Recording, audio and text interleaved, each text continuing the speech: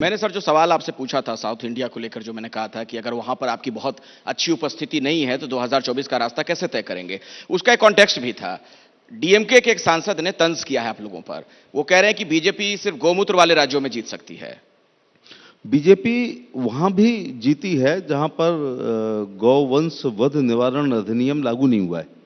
North east की कुछ state में इससे अच्छा कोई जवाब हो नहीं सकता है। तो केवल जहां गौमूत्र है या गौ माता है वहीं नहीं जीत रहे। नॉर्थ ईस्ट में जैसा भी बताया था कि 8 में से 6 जगह एनडीए की सरकार है, 7 जगह है। और नॉर्थ ईस्ट की कुछ राज्यों ने गौवंश वध निवारण अधिनियम को नहीं माना, वहां ये सब स्लॉटरिंग होती है। तो ये ठीक नहीं है। देखिए, ये पेरियार द्वारा प्रशिक्षित पार्टी है, द्रविड़ मूवमेंट से निकली हुई है। तमिलनाडु के वोटरों को ध्रुवीकरण करने के लिए गाहे बगाहे ये एक स्ट्रेटजी के तहत, राजनीति की रणनीति की तहत बयान दिए जाते हैं। रणनीति की तरह बयान ना दिए जाते हों तो हाईकमान उनके ना एक्सप्लेनेशन कॉल करता है, ना उनको पार्टी से निकालता है। स्टालिन के बेटे ने जो सनातन को लेकर के मलेरिया और डेंगू कहा, वो भी ठीक बात नहीं थी। और ये कहा गया, और ये भी करुणानिधि जी ने भी अपने समय जब राम सेतु की बात कही थी तो उन्होंने राम के अस्तित्व पर भी शंका जाहिर की थी। तो राम सेतु की तो उन्होंने टोटल डिनाई ही कर दिया था। तो डीएमके के इस बयान को आप लोग ऐसे क्यों पेंट कर देते हैं कि पूरी जो इंडिया गठबंधन है वो सनातन विरोधी है? गाहे बगाहे उनकी इस प्रकार के बयान ही उनकी मानसिकता को प्रदर्शित करते हैं। लेकिन मैं उनसे ये कहना चाहूंगा कि गाय जो है ये पैरेलल इकोनॉमी है किसान की। मैं कहता हूं कि 5 बीघे जमीन अगर किसी किसान के पास है तो वो उतना फायदे में नहीं है जितने किसी के पास 5 साहिवाल गाय या 5 हरियाणवी या 5 थारपारकर या 5 गिरी या 5 गंगा तीरी गाय हैं या 4-5 मुर्रा भैंसे हैं या भदावर भैंसे हैं। तो ये पैरेलल इकोनॉमी है, तो गाय का अपमान नहीं करना चाहिए। माँ के दूध के बाद अगर कोई अच्छा दूध है, A2 मिल्क है, तो हमारी गिर गाय का दूध होता है और 33 करोड़ देवताओं का उसमें वास होता है। और ये सिद्ध हो गया है कि भारतीय मूल की गाय के मूत्र में कैंसर से लड़ने की भी क्षमता होती है। गोबर से कीटनाशक का बहुत अच्छा वो होता है। और गौमूत्र पान भी लोग करते हैं। और हमारे यहाँ तो मुरारजी भाई स्वमूत्र पान भी करते थे। और वो स्वमूत्र पान अगर करते थे तो उस जमाने में मजाक उड़ी थी, लेकिन 100 वर्ष जिंदा रह करके उन्होंने ये भी सिद्ध कर दिया था कि स्वमूत्र पान से फायदा होता है। अब आप गारंटी पे सारी बातें कह रहे हैं मोदी जी की गारंटी पर अब जनता भरोसा कर रही है। लेकिन जब सिर्फ गारंटी पर ही भरोसा कर रही है तो फिर आप पर आरोप जो लगता है विपक्ष की तरफ से कि आप धर्म का कार्ड खूब खेलते हैं राजनीति में। राजस्थान में भी लोगों ने देखा कैसे कन्हैयालाल का जिक्र बार बार होता रहा। इसके अलावा आपके यहाँ उत्तर प्रदेश से आप आते हैं, वहां भी जगहों के नाम बदलने वाली जो चीज चल रही है, इसके पीछे क्या मंशा है? नहीं, मंशा कुछ नहीं है। क्या ध्रुवीकरण का खेल नहीं है? ये ध्रुवीकरण का नहीं है। ध्रुवीकरण कर रहे हैं हम लोग, महिलाओं का ध्रुवीकरण कर रहे हैं। महिलाओं की योजनाएं दे करके, किसानों के लिए तमाम वेलफेयर योजनाएं तो किसानों का ध्रुवीकरण कर रहा है। गरीब कल्याणकारी योजनाएं तो गरीबों का ध्रुवीकरण हो रहा है। हम ऑटोमेटिक होता है। 3 तलाक को समाप्त किया। एक तलवार हमेशा लटकी रहती थी। हिंदू महिला कि एक जोड़ी चप्पल घिस जाती है तब जाकर के तलाक नहीं हो पाता है। कंसेंट हो जाती है, इसके बाद भी जज अदालत कहती है कि 6 महीने और जाकर के रहो। तो ये ऑटोमेटिक उनका भी ध्रुवीकरण हो रहा हो तो कोई वो बात नहीं है। लेकिन मुख्य बात यह है कि अयोध्या जी पे आ जाते हैं। द्वापर को गुजरे हुए 5200 साल हुए, तो त्रेता तो लाखों साल पहले है। तो अयोध्या का नाम फैजाबाद क्यों रखा गया था और क्यों बर्दाश्त किया गया आज तक? जो इस्लाम है वो 7वीं शताब्दी का है। 1192 में तराई का दूसरा युद्ध हम हारे। पृथ्वीराज चौहान मोहम्मद गोरी से हारे। गोरी आया, फिर उसका गुलाम कुतुबुद्दीन ऐबक, फिर इल्तुतमिश, फिर रजिया, फिर अलाउद्दीन खिलजी, मोहम्मद खिलजी, जलालुद्दीन खिलजी, फिरोज तुगलक, मोहम्मद तुगलक, गयासुद्दीन तुगलक, बदलते रहे ना ये लोग। सिकंदर लोदी, बहलोल लोदी, इब्राहिम लोदी, बाबर, हुमायूं, अकबर, जहांगीर, शाहजहां, औरंगजेब। तो इनने सबने रखे ना। इस बात अंग्रेज आए तो अंग्रेजों ने भी रखे हैं। अब डलहौजी तो नहीं होना चाहिए ना, डलहौजी नाम नहीं होना चाहिए।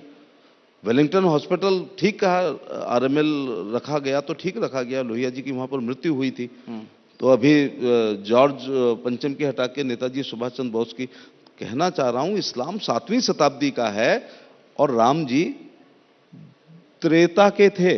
अच्छा, एक बात बताइएगा कि समकालीन हमारे वाल्मीकि जी तो समकालीन राम के थे। वाल्मीकि रचित रामायण के ऊपर तात्कालीन किसी भी कवि, लेखक या विद्वान ने कोई ऑब्जेक्शन किया था?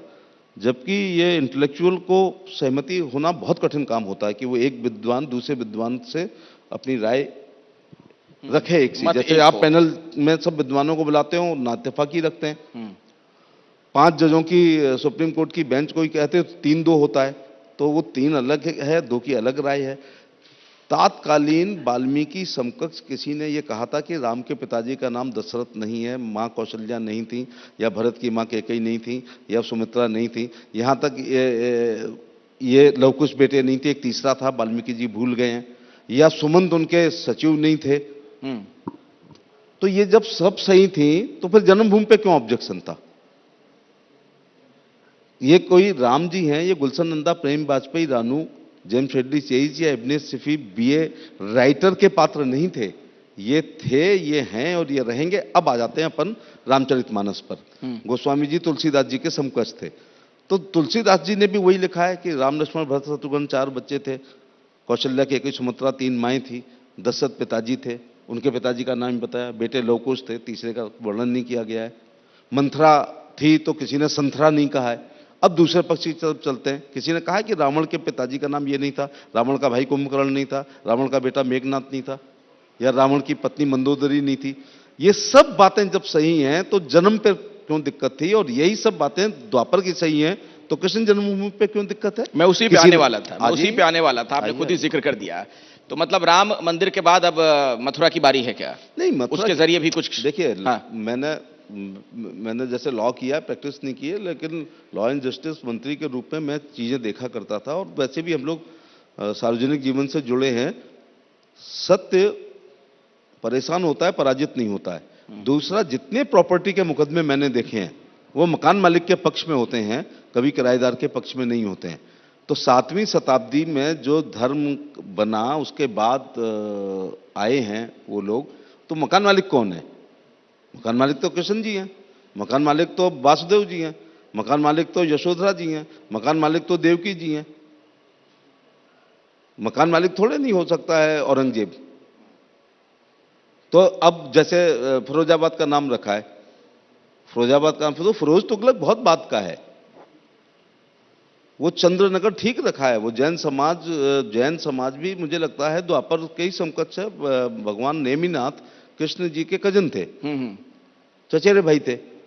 तो वो जैन धर्म बाहुल्य वो गांव हुआ करता था। अब देखिए, नाम मैं ये नहीं कहता कि पूरे देश के बदल डालो लक्ष्मण नहीं, लेकिन बघेल साहब, लेकिन इसमें- एक बात मैं बता हाँ। रहा हूं, मुजफ्फरनगर अस्तित्व में रहा होगा।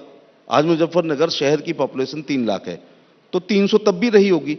तो बिना नाम के था क्या मुजफ्फरनगर? देखिए, सवाल नहीं, इसलिए फिर खड़ा होता गाजियाबाद, है, जो विपक्ष नहीं, भी फिर आपसे पूछता है। मुजफ्फरपुर, हाँ। फिर आगरा में शमशाबाद, तो ठीक आगरा है। में नहीं, फतेहाबाद, तो वो आगरा सवाल में इसलिए पूछा मोहम्मदाबाद, जाता है तो कि आपकी फिरोजाबाद, तो मंशा- शुकाबाद, तो सुन तो बदले लीजिए किसने? हाँ, सवाल इसलिए पूछा पहले जाता है सबके कि नाम कहीं इसके रहे पीछे होंगे। मंशा ये तो नहीं है कि धर्म की बात बार बार करो, लोगों की भावनाएं इससे भड़केंगी और भावनाओं के आधार पर वोटों की खेती हो जाती है। फिर नहीं, धर्म राजनीति एक अल्पकालीन धर्म है। लोहिया जी ने कहा था धर्म एक दीर्घकालीन राजनीति है।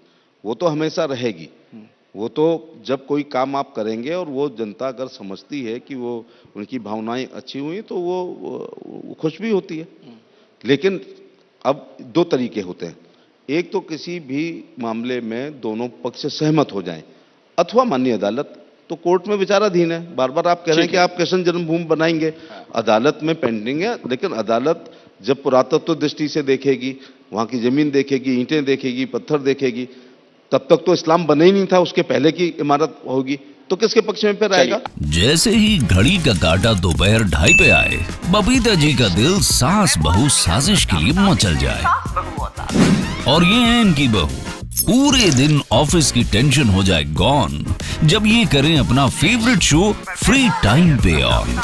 इनकी तरह आप भी देखें अपना फेवरेट शो अपने टाइम पर और डाउनलोड कीजिए एबीपी लाइव ऐप अपने स्मार्ट टीवी पर।